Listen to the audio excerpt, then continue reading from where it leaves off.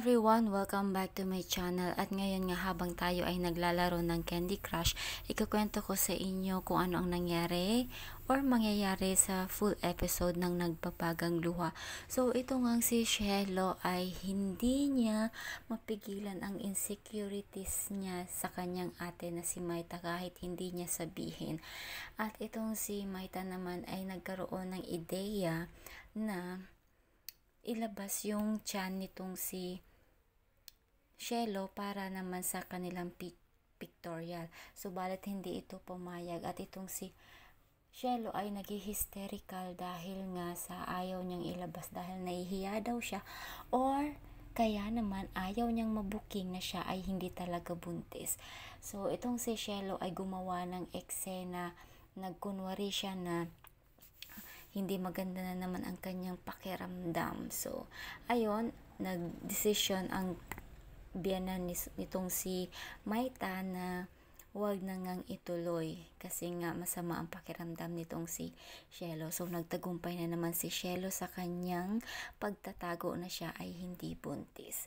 At ngayon, itong si Cielo ay sinabihan itong si Maita na hindi ito imbitado sa gagawin or gaganapin na okasyon.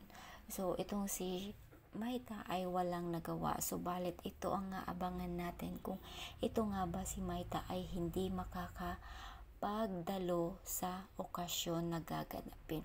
At magiging masaya nga ba ang okasyon na to dahil wala si Maita. At masayang masaya itong si Cielo kapag hindi ito nakadalo si Maita. Syempre, of course, itong si Alex ay magtataka kung bakit hindi makakadalo itong si Maita.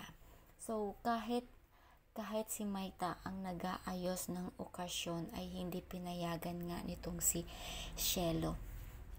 At ang kaibigan ni Cielo, ang matalik na kaibigan, ay lalantad na at sasabihin na dito kay Maita na hindi talaga totoong buntis itong si Cielo.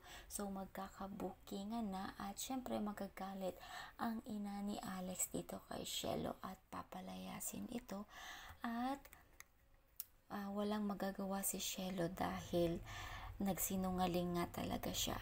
So, ayan guys, yung ating susubaybayan dito sa Nagbabagang Luha na nalalapit ng matapos. Kaya kaabang-abang mga eksenang nagaganap. So, thank you so much for listening to my story and update natin dito sa Nagbabagang Luha. So, tunghayan natin ngayon ang Nagbabagang Luha na full episode. So, thank you.